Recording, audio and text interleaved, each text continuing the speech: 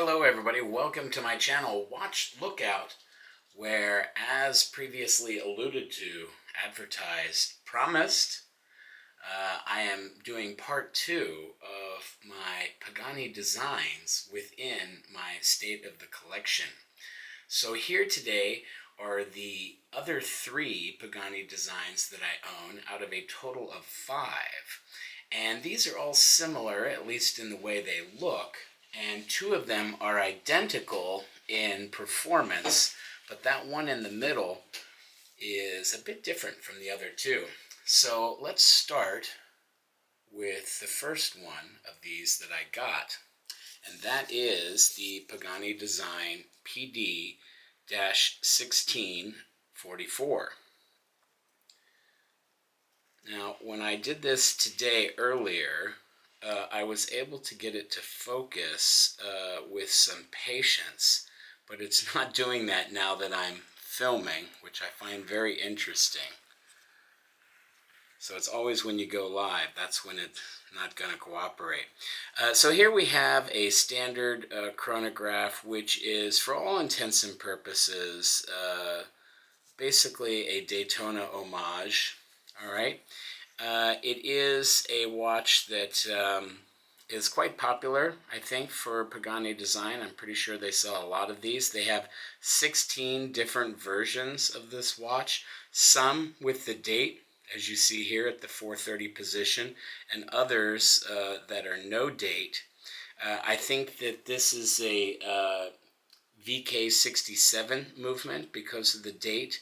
Although VK67 has the date at 3 o'clock, it actually doesn't matter because you could just cut a rectangle anywhere you wanted on the perimeter of the dial and show the date. Anyway, so this watch has a diameter of 40 millimeter case. It has a 12 millimeter case height. Of course, I have it here on the NATO strap, so that increases the height a bit. And it has a 20 millimeter lug width. And it also features 49 millimeter lug to lug. And you can see there under the case, it tapers down slightly. And it is, I would say, a pretty comfortable wear. Now, I took it off of the bracelet that it came with, which was a 3-link oyster bracelet. The center links of that bracelet are high polished, so I knew that that would be a scratch magnet. The iteration that I purchased was with this meteorite dial, so I've just added some light here so you can get an appreciation for that meteorite dial. It's a pretty good angle there.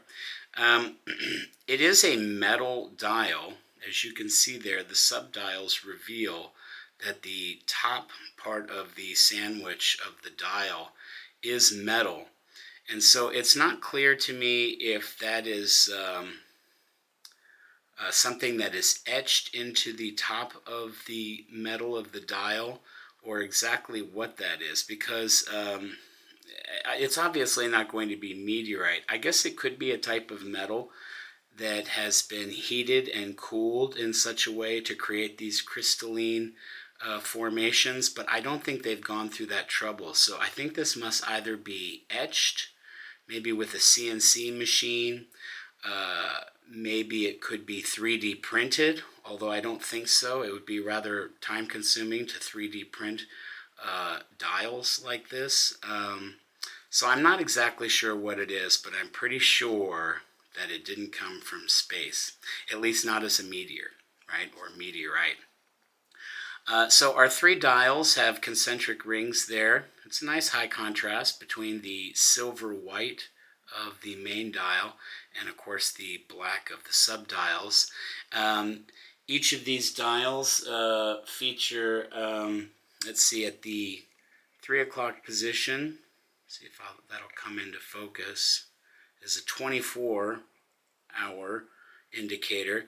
We have small seconds at the 6 o'clock, and then a 60-minute counter at the 9 o'clock. So very similar to the Pagani design 1701s that I featured yesterday. In fact, they use an identical movement when it's the no date function, the VK63, and I don't know, maybe this is a VK63, but I think it's probably a VK67. But then again, I think the VK67 does have a slightly different subdial configuration. We'll find out here when we take the bracelet off the strap off and look at the case back. It does feature a screw down crown and screw down pushers. Everything works rather nicely and smoothly. That's been my experience with, I would say, a majority of the Pagani design watches that I have. The one exception actually is the one Pagani that I am going to review here for. So it is a mecha quartz. So we have a 5 tick per second sweep. Obviously the large seconds is responsible for the chronograph function. And this is a ceramic bezel, which is entirely ceramic. So whereas most times you see a ceramic insert, and in fact that is what we're going to see later with the other Pagani I'm going to review here. We do have high polish on both the flanks, and the entire case is high polished. It's a nice touch. I like that. I think it's handsome. Our crown does have that laser etching of the Pagani design logo. I'm going to let the chronograph run. Why not? I never use it. This is the Pagani design NATO that comes, I think it's ubiquitous with every Pagani design, virtually. I did get a Pagani design without this bracelet. Some are signed, some are unsigned. This one is signed. I guess there's two levels because sometimes they also sign these. This is unsigned, I believe. It's not really in focus. Maybe it is signed. I can't tell. No, it is signed. Oh, my goodness. Yeah, so this is the premium NATO strap because it is signed there. And it is also signed on the buckle. See if that comes into focus, complete with the logo. Yeah, I guess if I'm just patient, it comes into focus. I messed around with manual focus, but the weird thing is it doesn't seem to do anything when you try to focus the lens in manual focus. All right, let's get to the case back here.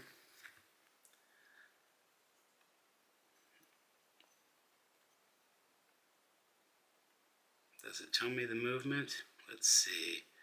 It is 100 meters water resistance, as you see there. Maybe a bit too reflection to read all of the details. So I can't see if there's a movement on there. It doesn't say. It just tells us that it's the PD-1644 stainless steel and water resistance, but not the movement number.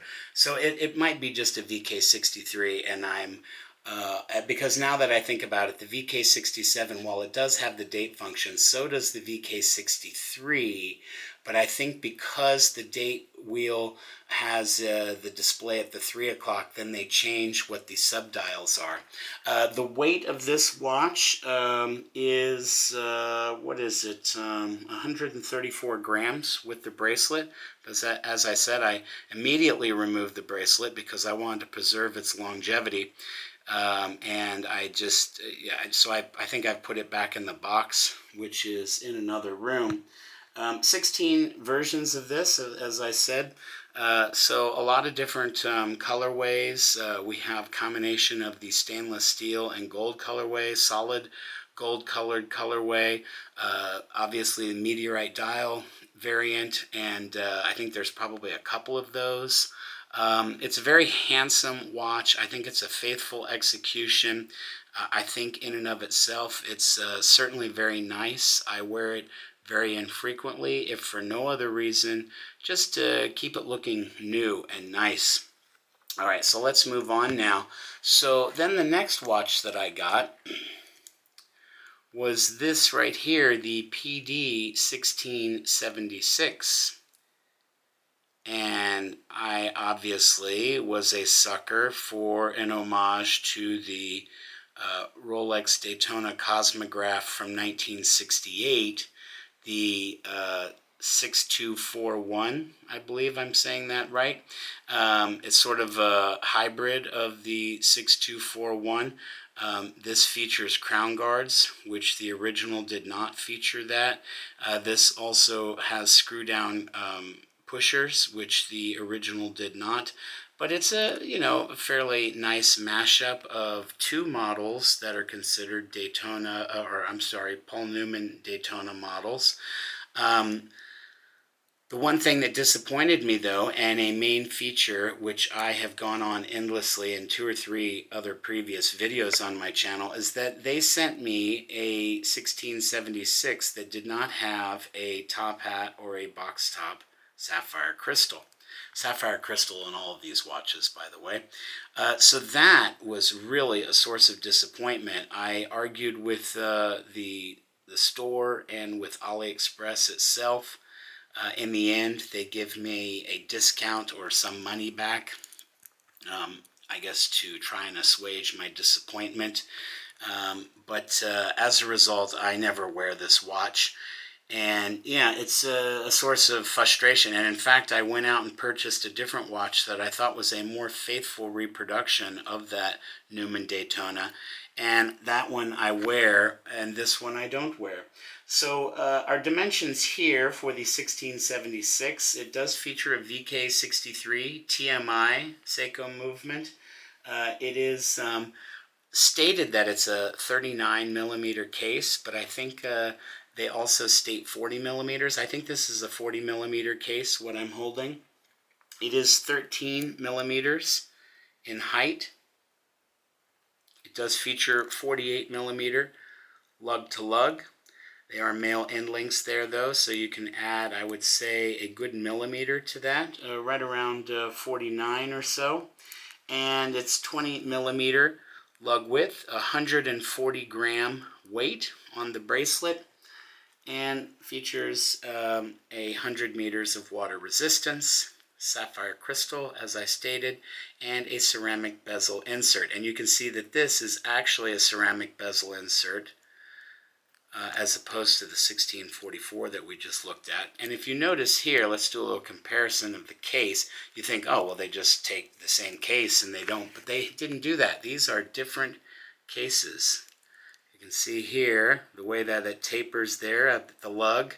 And then here, there's a more pronounced downward turn on the underside of the case. So that is different. Also, the top of the lugs feature a vertical brushing, and the flanks are high polished. This does feature the crown guard. They are all screw down, the crown and the pushers, of course. And again, it's a mecha quartz, so we get the sweep seconds, large seconds. Subdials are all the same in that we have a 24-hour clock at the 3 o'clock position, and a small seconds at the 6. This one's a little bit stiff. I can't seem to actuate it. Let's see if I switch fingers here. And then, of course, at our 9 o'clock, we have the minutes track indicator. Wow, okay, so that I was saying that all my Pagani designs have smooth screw-down functions, and then this one here, for whatever reason, is giving me a hassle today. So let's start that.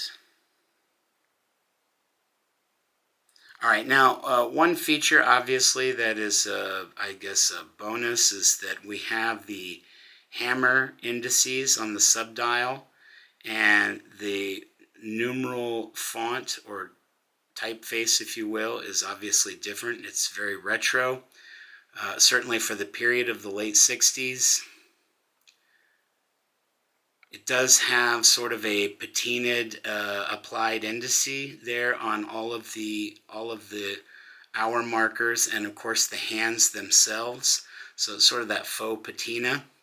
One thing that's a bit disappointing, though, is that while they did the faux patina for the lume application, the dial itself should have been a cream color and not this bright white. So that was something I was immediately disappointed at when I was doing the unboxing video I saw that through the plastic packing even before I could see what the crystal was. And the other thing I don't like about it is that this is a very highly reflective white dial, and it should have been matte. It should have been matte, and it should have had a cream colored patina. That would have been perfect. I don't understand why they go, 8 yards out of the 10 that they need when they very well could have gone 11 yards. They could have really hit this out of the park, and they didn't do it. I do like the ceramic bezel. Obviously, that's a nice touch. The homage that I bought after my disappointment with this one does feature an acrylic crystal box top, really nice, and it also features the acrylic insert. So it's period correct to the actual Daytona of the time. I'm going to continue to let this run. So it does have a milled clasp, upper and lower. That's a high point of this watch. Very nice.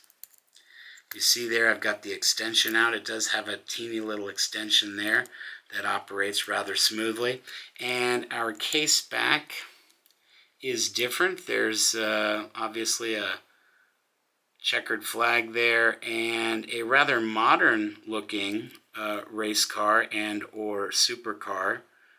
That doesn't really conform. Certainly cars did not look like that in the late 60s, early 70s. There's probably 5 different Daytona references that are all considered Newman Daytonas, and none of them would have come out during a time that we had cars that looked like that. So that's a bit weird too, a little schizophrenic in terms of the design language of this watch.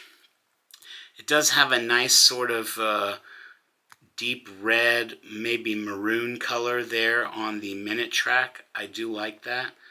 That's nice. These Pagani designs are not known for their lume, so this one is nothing to write home about, nothing special. Finally, the last of my Pagani designs, we have here the PD-1732.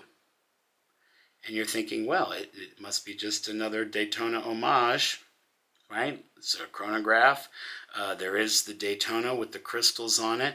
Pagani Design does in fact make a Daytona homage with rainbow crystals where the bezel is, but this is not that. The 1732, my friends, is a day date complication. So these subdials are not for tracking the chronograph functions. In fact, this is not a chronograph. There we see at the 3 o'clock position the days of the month. At the 9 o'clock position we have the days of the week.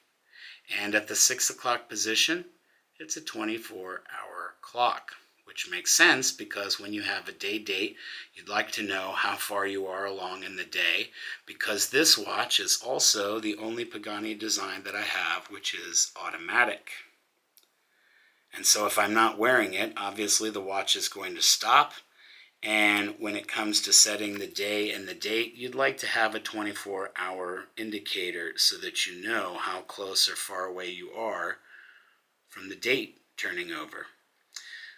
I haven't the foggiest notion what these stones or crystals are. I don't know if it's just colored glass.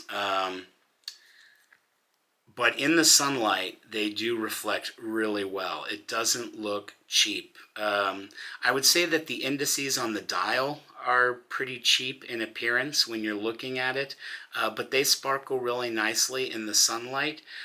Those look to be like a cut glass, but there is some iridescence to them. And so I'm not exactly sure if they're like white spinel. I don't know. I can't imagine they would have splashed out too much money. That is a butterscotch color there on the minute track, contrasting with the black dial. So it, I guess from a distance, might look gold, but it is a butterscotch color. This was originally on a khaki colored canvas and Velcro strap, but it was only 18 centimeters long, so like I could barely wear that, and I just didn't like it. I thought it cheapened the look. It wasn't the same color as this butterscotch here on the dial, so it even kind of clashed I guess it sort of resembled the lightest color of these stones on the bezel, but it didn't exactly color match. I mean, I really liked it when I saw it on the website. I thought that was cool because it was like taking the fusion idea a step further with the canvas strap. But I went and bought an alligator print with a matching rose gold colored butterfly clasp there, and I like it. I wear it very infrequently just because it's a bit gaudy, but I did want something a little bit ridiculous that I could add to the collection. Now, these are also screw down functions. It does feature 100 meters of water resistance. The specs are that it's a 40 millimeter case diameter, 12.7 millimeter case height, and you do see that that sticks down there at the bottom. It's rather tall bezel, but you know they've got to be able to put those stones in there. It is a 20 millimeter lug width and 48, sorry, is that right? Yep, 48 millimeter lug to lug. 47.5 to 48. When I measured this, it was sort of between 47.5 and 48. And our weight is only 80.5 grams. That's again with that that nylon khaki and Velcro strap. This is, I want to say it's a DLC treatment because PVD tends to be have more shine to it, more of sort of a mirror glow to it, and this is kind of dull. So it does seem that it's a DLC treatment rather than PVD. I couldn't find anything on that. This does feature a Hangzhou movement, which is the 2196A.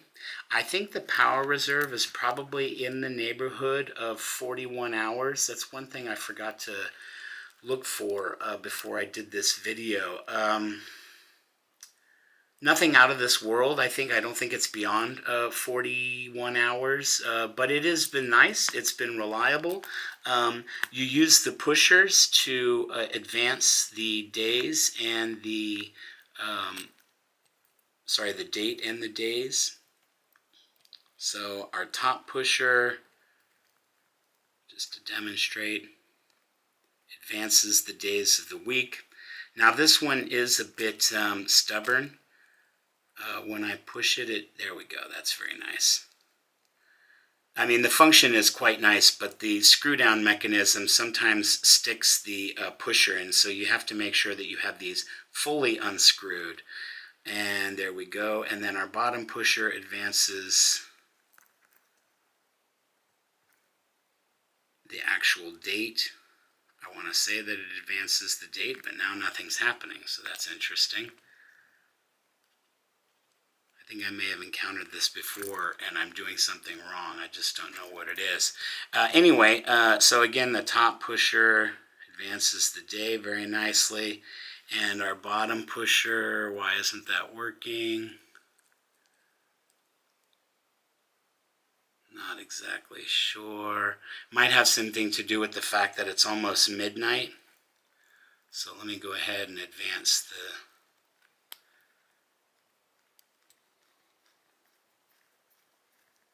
There we go, that should be sufficient. That's what it was. So as it was close to midnight, it wouldn't let me advance the date, probably because that's sensitive to the time on the clock, and that makes sense. It's just sort of a built-in safety feature. I really like this watch because it is mechanical and automatic. Because despite being maybe a bit ostentatious, it still is rather subtle and masculine compared to the Rainbow, for example. And so I do really appreciate that I got this for such a good price and that it has been reliable and it looks good, and that's kind of a nice feature about it. So there we have it, guys. 3 sort of Daytona-ish looking, 2 chronographs and 1 day date. Not bad. My overall impressions of the watches is that they are quality, especially quality and value. combined together.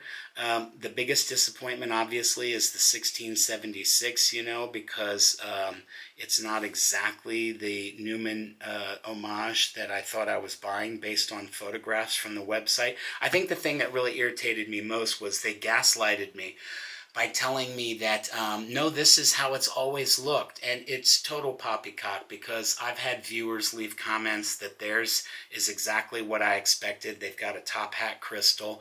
There's plenty of photos and videos all over YouTube and even the company websites that show that it was a box top crystal. So as a result, I basically never wear this. It's sort of up for sale for anybody that wants it. But the other two I'll hold on to. Anyway, I'm holding on to all three. Who am I kidding? All right, guys, thanks for coming out and seeing my State of the Collection video, Pagani Design Edition. Oh, one thing I guess I should do, but do I really have to? It's the lume shots. There's nothing to see.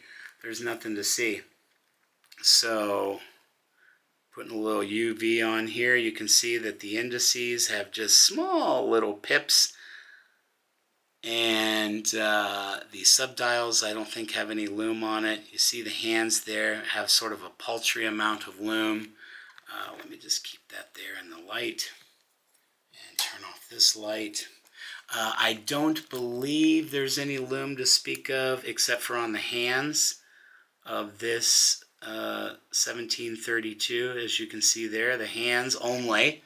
And here on our 1644. Oh, the date is lumed. That's a nice touch. No, it's not. Never mind. That's just the UV light tricking me out. A little more lume on the indices there. Kind of like the difference between the 1701 Alaska project that I showed yesterday in part 1 video, how it's different. It has a little more lume. This has a little more lume than the 1676 does.